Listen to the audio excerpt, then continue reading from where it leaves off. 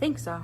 Hi everyone, I'm Kinsey Shouse from the O'Fallon, Missouri Clinic, and I'm going to show you guys how to do some dynamic stretching prior to running or exercising, and then after I'm going to show you how to some foam rolling techniques to do after you're done running to help some soreness. So the dynamic stretching that we're going to do, a lot of times people will do static stretching, so kind of touching your toes or, doing this, holding for 30 seconds, 3 times, stretching like that, which is a good way to increase flexibility, but not a good way to warm up right before you run or right before you do a sport or right before you do strengthening exercises. So dynamic stretching increases movement. It gives you specific movements that you're going to be doing in your sport or in your run. It gets the blood flowing.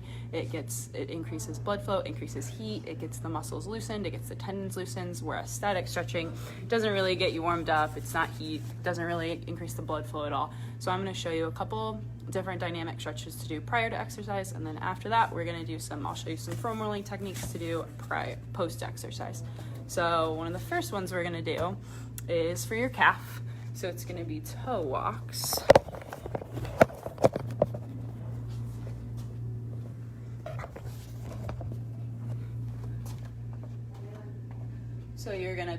So this is for your calf, so you'll feel it right here. So a lot of times I'm in the clinic right now, so you'll get a 25 foot, 10, 15, 25 foot area, and you just do about 2 to 3 laps back and forth just to make sure you're getting good and warmed up. You'll feel your heart rate increase and all of that. So first one you're gonna do is toe walks. So you're gonna be on your toes and you're just gonna walk back and forth. Bigger distance, you'll go a bigger distance, but I'm limited with space here, so I'll do a couple laps so you'll feel it work in your calf right there. So you don't want your toes on the ground, you're lifting them up and you're just kind of doing some toe walking. You can also do a couple toe walking, get a little stretch in, walk a little bit, get a little stretch in, come back to the other side. So that's a good way to get that calf warmed up. Next one we'll do is for your hamstring, so the back of your upper thigh. So this one, you're gonna start here. So you're gonna start like this. You're gonna walk out and you're gonna walk with your back legs and you're gonna walk up till you feel that stretch right there. Hold it for a couple seconds and then you're just gonna walk back and then you're gonna walk up. Hold a couple seconds. That's a good one to do for your hamstrings. And the next one is gonna be for your hips. So a lot of times runners, you wanna get the hips opened up. So first you're gonna so you want it to be parallel to the floor, 90 degrees. So you're gonna go up, out, and then back. Up, out, and then back. Up, out, and then back. So this is called opening the gate. And then on your way back, you can do the opposite. So you'll go up, out, and close. Out and close. And this kind of gets the hip rotation going.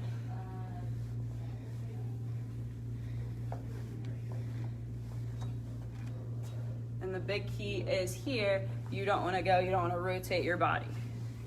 So if you get going really fast, you'll start to go here and you'll really rotate your whole body. So you want to kind of here, keep it straight. Only thing that's moving is your hips. And then the next one, and we're starting a little slow and then we're gonna kind of increase the movement a little bit. So the next one will be high knees. So again, you want to go about 90 degrees and you're just gonna high knees.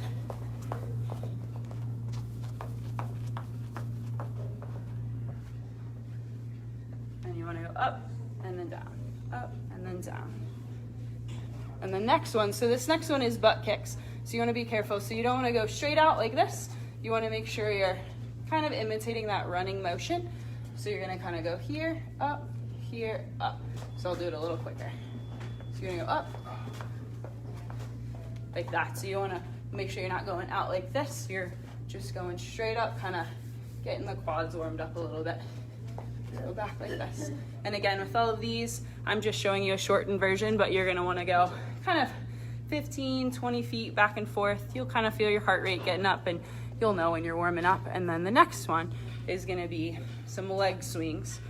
I'm gonna use this foam roller, but you can get like a counter or a wall So first one you're gonna do, you're just gonna go leg swing. So you're gonna go side to side, just nice and easy.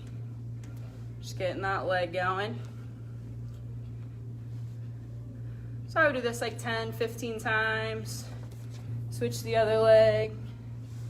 Just kind of a nice and easy. You're not trying to kick really high, just a nice and easy kick. Kind of getting it moving. Do that about 3 times each leg. And then you can also go some forward kicks. So you're here, just kind of getting it, kind of getting those hip flexors stretched out, kind of getting the leg moving. Again, 10, 15 kicks, and you can kind of switch and go the other leg.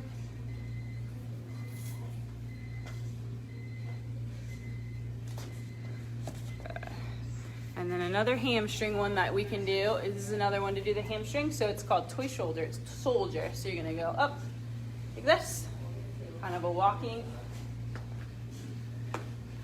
So this way. So opposite arm kind of touching, feel it working, hamstring right here.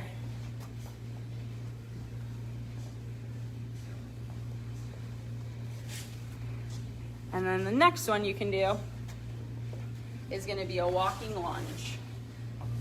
So you're going to go up, tap your knee to the floor, and then up. So key here is you don't want your knee to go in. So here, keep it straight on, tap, and then come back, tap. Depending on what exercise you can do, you can also throw in like a little back extension to get a little combined movement. Or you could throw in kind of a rotation in here, kind of depending on what you're doing.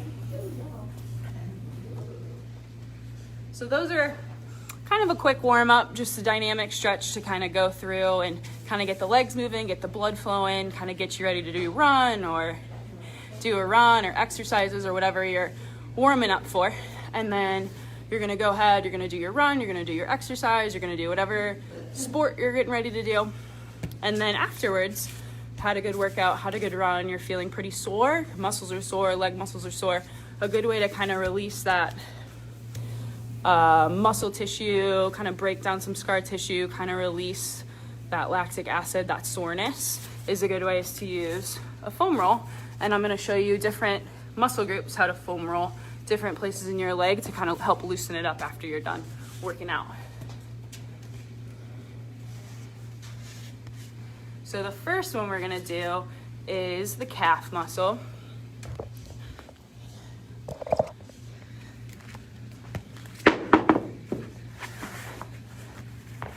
So you're gonna set here, gonna kind of put it along your calf, and then you can just kind of roll along your calf muscle.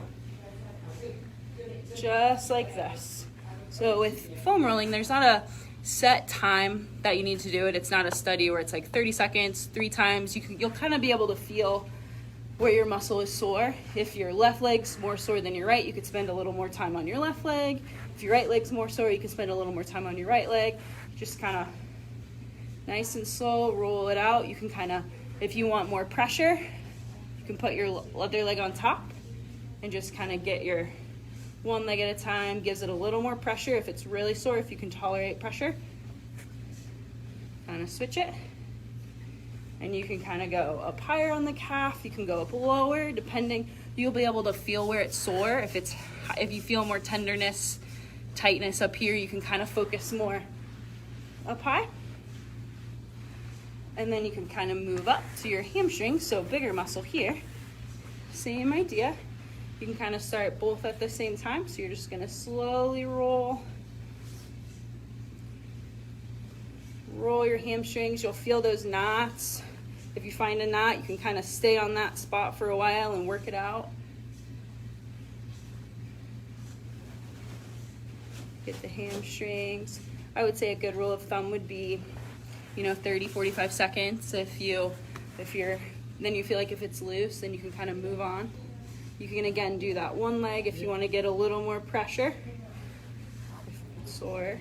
You can get a little higher if you need to. You can kind of use the foam roller to your advantage and get the specific spots where you're most sore depending on the workout that you did.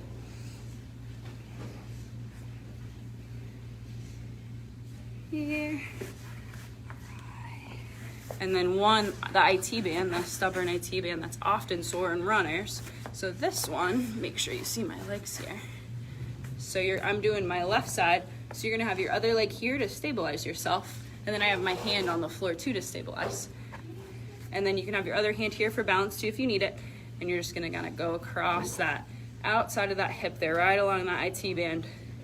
That IT band is usually pretty tight in a lot of runners, so this one you'll be able to feel a lot of knots. You can kind of, if you find one, stay on one here, and you can go all the way, it goes all the way down to your knee, so if you need to go a little lower, you can kind of adjust and go lower. Just like this, just nice and slow, good pressure.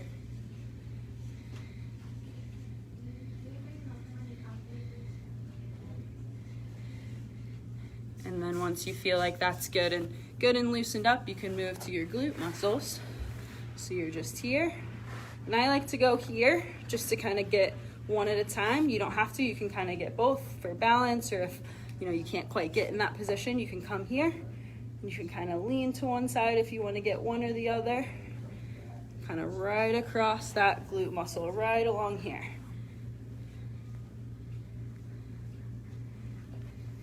One side or the other. Again, you can put your leg up there and kind of get a more specific, isolated roll.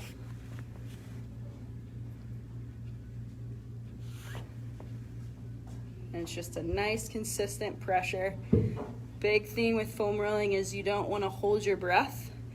You're gonna feel some knots, and it's like a hurt so good type of feeling, so you're gonna want to kind of bear down and get through it, but you want to make sure you keep breathing. Don't hold your breath throughout it. And the next big muscle group, you can do the quads. So here you're gonna flip over this way.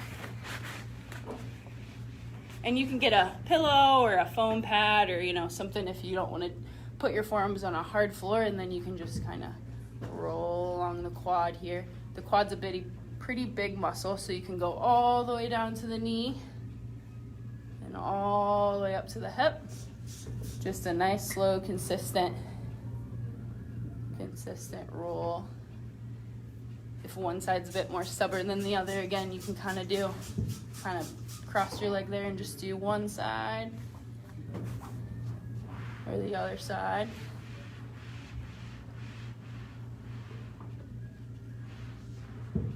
Nice and slow.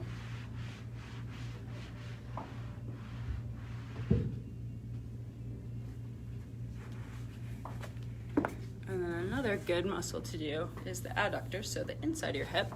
So this one, you're gonna have the foam roll here, and you can either be on your knee like this or kind of down low like this, and you're just gonna kind of go right across the inside there. Again, you can kind of do a couple where you're going all across the muscle. Kind of feel out where the tender spots are, and then say up here you found one, you can kind of stay in that area and roll it a little more specific, and then you can kind of work down here a little bit. And it's kind of up to you how long you want to spend depending on how sore each muscle is. And just kind of switch to the other side here. Same thing, just kind of roll. I like to roll across the whole muscle a couple of times. Just kind of feel it out, see if it's more sore upper leg, more sore lower, and then kind of you can start picking out the sore spots where you're more isolated. Just like that. So that hits all the legs. A lot of times your back can be sore, so I'm going to show you a way to do your lower back and your upper back. All right, so here, hey Amy, do not throw me a towel. All right, so here, you're going to be right here. So my legs are kind of stabilizing on the floor here. And you can either have your arms here, just like this on your elbow. Scoot down a little bit for you. And you can kind of go Again, kind of the same as the legs. You can kind of go all across the lower back. I'm a little tilted, so you want to make sure you're not rolling directly over your spine. That's not comfortable. So you can kind of tilt it just slightly in order to get the muscles there, so you're not going right over those bony points. You can go left, you can go right, and then if your neck is sore from like holding it up, you can get a towel and you can kind of fold it like this, and you can have it right here to kind of help stabilize your neck. So then you can roll your back and you don't have to hold your neck up and tense your neck. You can kind of use that to relax your neck just a little bit. Same idea, you're just kind of rolling across. And then you kind of move it up a little bit. Same thing, kind of those muscles in between your shoulder blades. Say you did a hard arm workout, hard shoulder blade workout, you can kind of get up higher here. And again, you can use this as a neck holder, just kind of support your neck there, so you're not holding it up and straining your neck. And again, you don't want to roll right over your shoulder blade or your spine, so you can kind of rotate a little bit just to make sure you're getting those muscles and you're not going over bone. And again, you kind of go right over all those muscles, and then you'll be able to find those specific spots where you're like, yep, that's the area, and then you can kind of spend a little more time on that spot, and then kind of move on, and just a couple minutes, just kind of rolling out all those knots. And then another one, say you did an arm workout, you can get the lats right here. So you can kind of come over here, and you can kind of use your leg and your arm to kind of give you some support and kind of control it. And you're just gonna kind of go right across here, right across that muscle.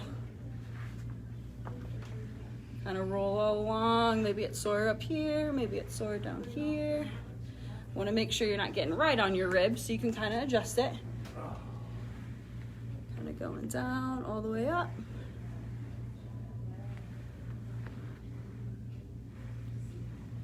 Just like that. Again, main thing is you don't want to hold your breath on any of them, and I'm just using a foam roll like this. And the main thing on that, and again, it's not a set time. You have to do 30 seconds on your calf, 30 seconds on here. You don't have to hit all of them. That's just kind of a whole body foam roll workout. That way, if your calves are more sore, your hamstrings are more sore, you can spend more time on that. You can spend more time up here if it's more sore. If you did a lot of lifting, you lift even if it's groceries or anything, and you have a kind of a low, like you can feel some knots in your back, this is a good way to kind of take the place of that massage that sometimes you get in the clinic. This is a good way to do it at home to try to release those knots and kind of loosen up the muscles. Foam rolling has proven after running, after exercises, to help break up scar tissue, decrease the adhesions, kind of loosen up that fascia, those muscles. And it also improves recovery time, and it gets you less sore for less amount of days. So it is a really helpful thing to do. The dynamic stretches before to kind of warm up your muscles, do your exercising, and a good thing to do after is foam roll, just to make sure, just to kind of help not be so sore after your workout. And also we have these for sale, therapy essentials. So if you don't have a foam roll and you're looking for a foam roll, the ones on our website are the exact ones that we have in the clinic. And it's on our website, coraphysicaltherapy.com, and there's a little shop tab, and you can buy, they have full ones, they have half ones, they have, I think they're black, they might be different colors, but they have different options in case you wanted to buy it from there. So I hope this has been helpful for everyone trying to work out at home. Just a good way to stretch and a good way to kind of help some of that soreness after. Leave any questions in the comment box if you have any, and I can try to answer your questions. Thank you.